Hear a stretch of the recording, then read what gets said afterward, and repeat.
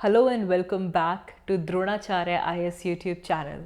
I'm Dr. Daman Benipal, presenting you all daily current affairs covering 22nd March 2022. Well, इस video lecture में हम आज के the Hindu newspaper में आए हुए वो सभी इम्पॉर्टेंट न्यूज़ आर्टिकल्स कवर करेंगे जो कि हमारी UPSC preparation point of view से इम्पॉर्टेंट हैं.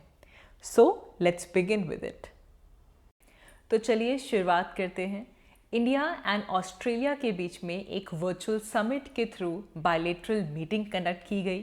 इस बायलेटरल मीटिंग में prime minister Narendra Modi and Australian prime minister Scott Morrison ने इंटरैक्ट किया. इस इंटरैक्शन में, इस बायलेटरल मीटिंग में इंडो पैसिफिक रीजन काफ़ी हाईलाइटेड रहा. इसे लेकर prime minister of Australia Scott Morrison ने ये स्टेटमेंट दी कि जिस तरह की डेवलपमेंट्स यूक्रेन में हुई हैं, जिस तरह रशिया ने यूक्रेन को इन्वेड किया है, ऐसा कुछ भी इंडो पैसिफिक रीजन में नहीं होना चाहिए. एंड इसे लेकर ऑस्ट्रेलियन पीएम ने ये आर्ग्यू किया कि इस रीजन में जितनी भी लाइक माइंडेड डेमोक्रेसीज हैं, they should come together and show greater cooperation. Similarly, Mr. Modi also focused on Indo-Pacific region and called for appropriate global standards for emerging technologies. Therefore, यहाँ से हमारे लिए Indo-Pacific region काफ़ी important हो जाता है. It is important for us to know what is Indo-Pacific region, the importance of Indo-Pacific region and specifically अगर हम इंडिया की बात करें तो इंडिया के लिए Indo-Pacific region strategically किस तरह important है and what are the various threats and challenges related to this. So, ये जो इंडो पैसिफिक टर्म है, रिसेंट टाइम्स में इसको एक न्यू कंस्ट्रक्ट मिल चुका है. इंडो पैसिफिक रीजन बेसिकली एक जियोग्राफिक एक्सपेंस है या फिर कह लीजिए स्ट्रेटेजिक एक्सपेंस है जिसके अंदर दो oceans, Pacific ocean and Indian ocean, इनको आपस में लिंक किया जाता है through the 10 ASEAN countries. ASEAN countries association of south east Asian Nations. Basically यहाँ पे हमारे जो साउथ ईस्ट एशियन नेशंस हैं, इनके थ्रू पैसिफिक ओशन और इंडियन ओशन को लिंक करना, ये जो जियोग्राफिकल एरिया बनता है, this is called as Indo Pacific region. Indo Pacific region में सिक्योरिटी एक बहुत बड़ा इशू है एंड ताकि यहाँ पे एक कॉमन रूल बेस्ड ऑर्डर रहे, फ्रीडम ऑफ नेविगेशन यहाँ पे बनी रहे और किसी भी तरह की जो कॉमर्स एक्टिविटी है इसके अंदर कोई बैरियर्स ना आए एंड सब कुछ according to international law work करे, इन सब चीज़ों को यहाँ पे मैनेज करने के लिए थ्रू डायलॉग ये एक जियोग्राफिक और स्ट्रेटेजिक एक्सपेंस क्रिएट किया गया है. इंडिया की अगर हम बात करें, India support this rule based, balanced and stable trade environment in Indo Pacific reason. Also अगर इंडो पैसिफिक रीजन में जो कनेक्टिविटी है ये सस्टेनेबली मेंटेन रहे तो इससे जितने भी यहाँ पे कंट्रीज़ हैं, all of the countries will mutually benefited. Now अगर हम इंडो पैसिफिक रीजन की सिग्निफिकेंस की बात करें, स्ट्रेटेजिक इम्पोर्टेंस की बात करें, तो सबसे पहले तो इसका स्ट्रेटेजिक सिग्निफिकेंस समझते हैं. इंडो पैसिफिक ये एक मल्टीपोलर रीजन है एंड अगर हम वर्ल्ड की जीडीपी देखें सो इस रीजन में जितने भी कंट्रीज़ आते हैं, they contribute more than half of world GDP as well as population. तो global GDP as well as population point of view से ये एरिया एक इम्पॉर्टेंट पार्ट है. एंड इंडो पैसिफिक रीजन का स्टेबल होना, सिक्योर होना और प्रॉस्पेरस रहना ये एक इम्पॉर्टेंट पिलर है. इवन अगर हम इंडिया की बात करें, इंडिया जो बाकी कंट्रीज़ के साथ जो स्ट्रेटेजिक पार्टनरशिप करती है, इन सब में इंडो पैसिफिक रीजन की stability, security as well as prosperity को सबसे इम्पॉर्टेंट पिलर के तौर पे देखा जाता है. एंड स्पेशली अगर आप इंडिया और यूएसए के जो पार्टनरशिप्स हैं इनको देखें तो स्ट्रेटेजिकली ये जो एरिया है that is very important. After that यहाँ पे अगर हम मिनरल रिसोर्सेज की बात करें, सो जो मैरी टाइम टेरिटरीज़ हैं यहाँ पे, they have also emerged as depositories of vital resources. यहाँ पे फिश स्टॉक से लेकर मिनरल्स तक, ऑफ शोर ऑयल एंड गैस तक यहाँ पे प्रेजेंट है. And like for example let's take the South China Sea. South China Sea जो कि इंडो पैसिफिक एरिया में फॉल करती है, here you have the South China Sea. It is estimated that it hold somewhat around 10% of global catch of fishes. तो fish catch globally जितना है उसका 10% south China सी में है। एज वेल एज अगर हम ऑयल की बात करें, so it holds around 11 billion barrels of oil, and gas की बात करें तो 190 trillion cubic feet of gas. So mineral resources, mineral wise भी जो एरिया है it is very very very important.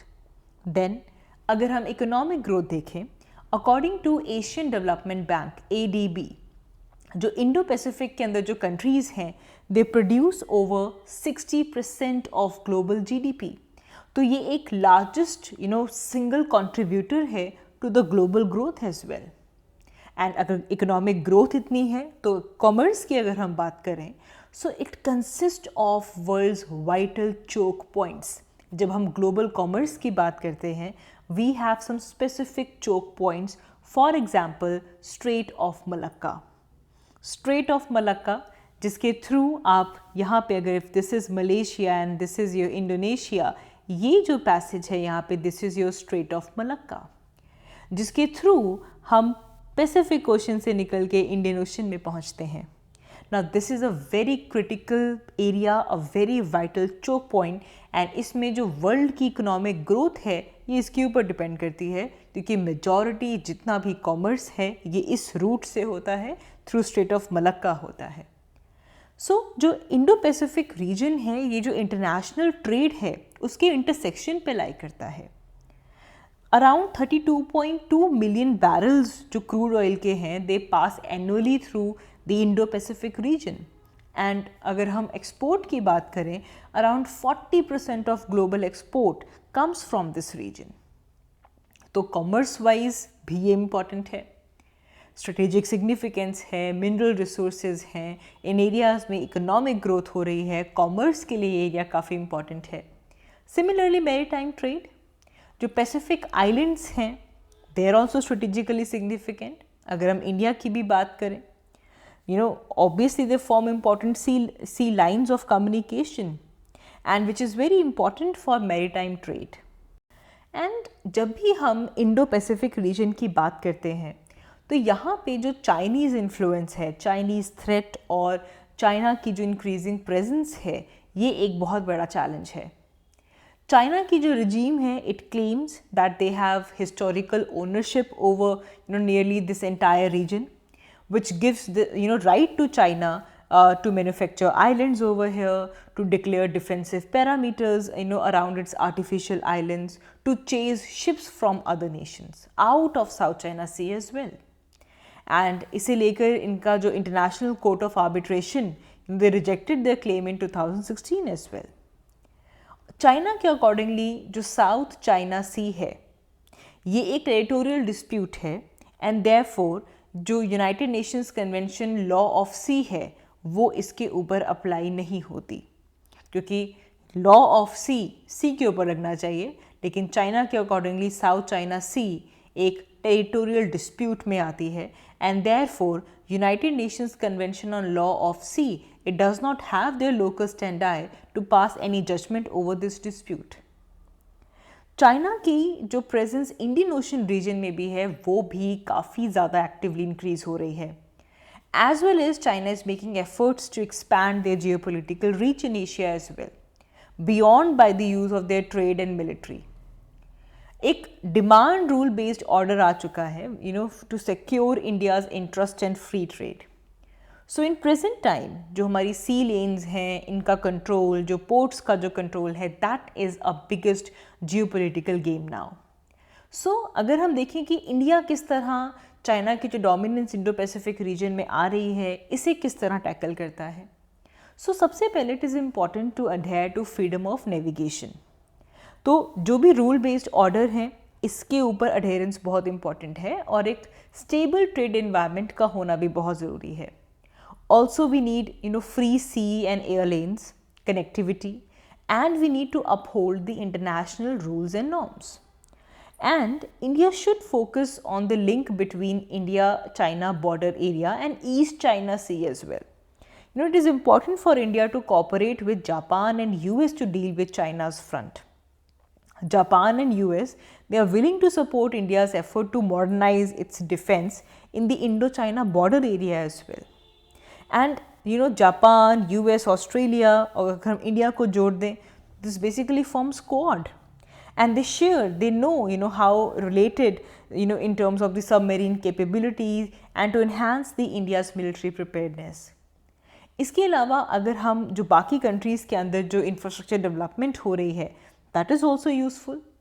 Bangladesh is already chosen Japan's Matarbari project instead of China's Sonadia port project. Similarly अगर हम Trincomalee project की बात करें, so that is also a success. And then जो China का जो हम्बनटोटा पोर्ट है, उसकी जो इम्पोर्टेंस है वो डिक्लाइन हो जाती है विद द त्रिनकोमाली प्रोजेक्ट. हमने त्रिनकोमाली पोर्ट की जो बात है ये पहले डिस्कस की थी with respect to Sri Lanka. Similarly Asia Africa growth corridor, ये इंडो जापानीज कोऑपरेशन का एक रिजल्ट है. This will also counter China's growing influence in Africa as well. And India के पॉइंट ऑफ व्यू से अगर हम देखें तो Andaman and Nicobar islands, they are strategically very important. ये जो आइलैंड्स हैं, they are very close to Malacca strait and it is an excellent location for trekking China submarine activity. And for that India need to modernise the infrastructure, ताकि कुछ और ज़्यादा कुछ बड़े warships और जो प्लेन्स हैं वहाँ पे डिप्लॉय हो सके in the region of Andaman and Nicobar. India also have the maritime alliances like Quad. Quad के अंदर India, Australia, US, Japan, they coordinate. बाकी कंट्रीज़ के साथ भी इंडिया मिलकर मिलिट्री अलायंसेस बनाता है, including US, to protect their interest in South China Sea without provoking China. So अगर हम इंडो पैसिफिक रीजन की बात करें तो ये काफ़ी ज़्यादा हेट्रोजीनियस है, चाहे इसका इकोनॉमिक साइज़ हो, चाहे लेवल ऑफ डेवलपमेंट हो, या फिर जो डिफरेंट डिफरेंसेस हैं सिक्योरिटी इस्टेब्लिशमेंट्स में, रिसोर्सेज में, ये काफ़ी हेट्रोजीनियस एरिया है. इंडिया इस रीजन में काफ़ी एक्टिव पार्टिसिपेंट रहा है. इंडिया अगर हम इंडो पैसिफिक के टर्म्स में देखें, so we have Indian Ocean Rim Association, we have East Asia summit, ASEAN, right. So there are engagements जिसके थ्रू जो इंडिया भी अपनी जो इन्वॉल्वमेंट है इंडो पैसिफिक रीजन में उसे इंक्रीज़ करता है. Now we need to maintain this delicate balance, जिसके अंदर जितने भी स्टेक होल्डर्स हैं उन सबके जो इंटरेस्ट हैं वो बरकरार रहें. That is a key challenge and therefore India needs to carefully design its Indo Pacific policy, keeping its long term strategic and economic interest in mind. आगे बढ़ते हैं. हमारा next news article silver line project से related है. So silver line project को लेकर there are a lot of protests which are going on. So it is important for us to know what is this Silver Line Rail project, why it is needed, इसके features क्या हैं and why these protests are happening. तो सबसे पहले समझते हैं what is this Silver Line Rail project. Now इस rail project के अंदर कुछ 529 किलोमीटर्स की ये proposed लाइन है.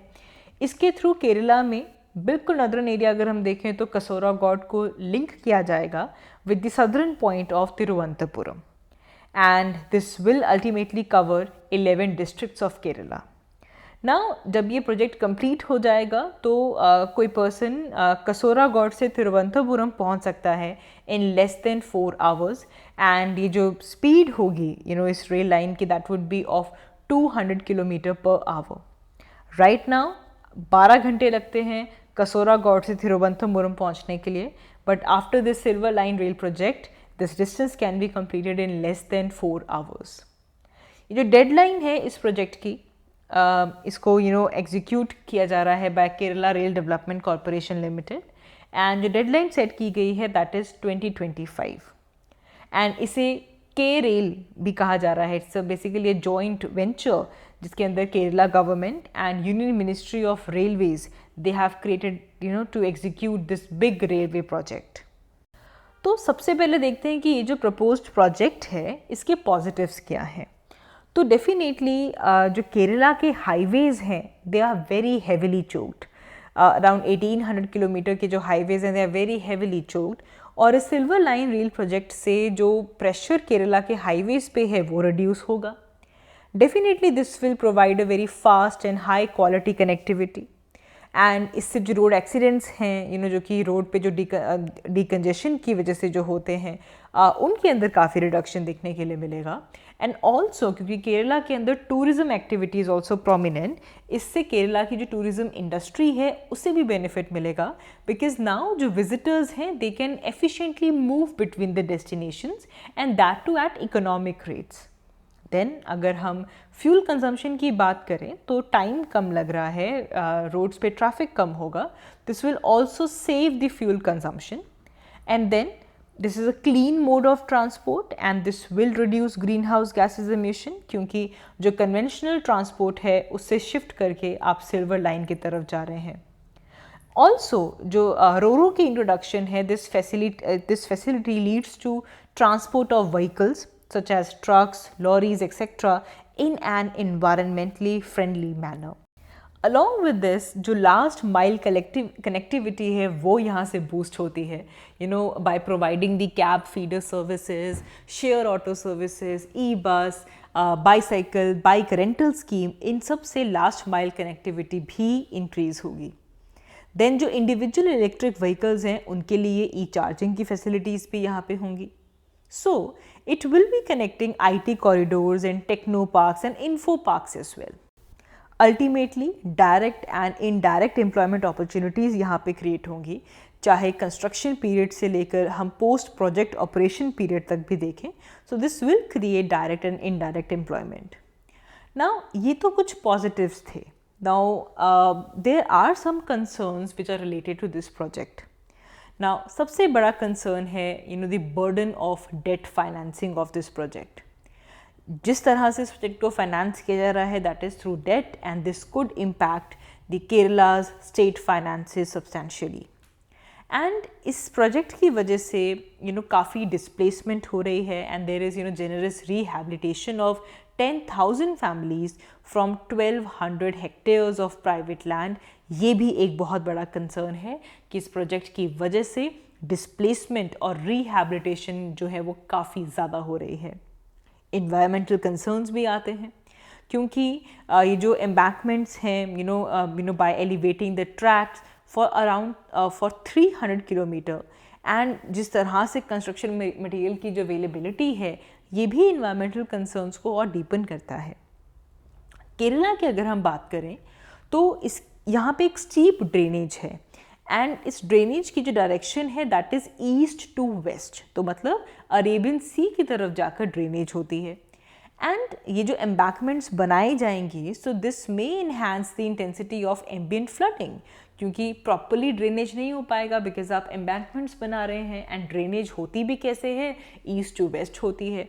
एंड जैसा कि आप डायग्राम देख पा रहे हैं यहाँ पे ये जो सिल्वर लाइन प्रोजेक्ट बन रहा है ये बिल्कुल उस मार्जिन पे बन रहा है जहाँ पे केरला की रिवर्स जाकर ड्रेन करने वाली हैं अरेबियन सी में and this will increase the incidences of flooding as well. इसके अलावा अगर हम ये कहें कि जो केरला का जो ट्रैफिक क्राइसिस है उसका पूरा का पूरा सोल्यूशन सिल्वर लाइन है तो ये भी एक इनसफिशिएंट आंसर है। एंड अभी तक गवर्नमेंट ने कोई डिटेल्ड प्रोजेक्ट रिपोर्ट भी पब्लिक नहीं की है, which is a standard practice which brings transparency to the large scale public infrastructure projects, ये भी अभी तक नहीं हुआ है। सो किस तरह की अप्रोच होनी चाहिए ना, इन सभी इश्यूज़ की वजह से there is ongoing protest against the silver line project. So Kerala needs an integrated sectoral appraisal as well as synthesis of their competing traffic corridor proposals, जिसके थ्रू जो सिविक एम्यूनिटीज़ हैं और जो इन्वेस्टमेंट प्रोजेक्ट्स हैं इनको साइमल्टेनियसली देखना चाहिए। And एक इंटीग्रेटिव अप्रोच होनी चाहिए जिसके थ्रू इन कंसर्न्स को एड्रेस किया जाए। And Kerala also needs to harmoniously develop its eco friendly waterways as well. अगर वाटरवे भी डेवलप कर दिए जाएंगे तो भी जो वहाँ पे क्लॉग्ड हाईवेज हैं वो उनको भी काफ़ी राहत मिल सकती है। And obviously a progressive and knowledgeable society like Kerala, it should engage in meaningful discussions rather than highly polarized debates related to this. आगे बढ़ते हैं। हमारा next news article economically weaker section EWS quota से related है। सो EWS Kota का जो criteria है जिसे गवर्नमेंट ने फिक्स किया है, जिसके थ्रू सोसाइटी से जो इकोनॉमिकली वीकर सेक्शंस हैं उनको आइडेंटिफाई किया जाए एंड फर्दर आइडेंटिफाई करने के बाद 10% रिजर्वेशन दी जाए इन एजुकेशन एंड जॉब, इस क्राइटेरिया को बहुत ज़्यादा चैलेंजेस मिलते हैं एंड जिसे लेकर सुप्रीम कोर्ट ने डिसाइड किया है that they will start the hearing in April on the series of petitions which were challenging the criteria that was fixed by government to identify economical weaker section and further to give them 10% reservation.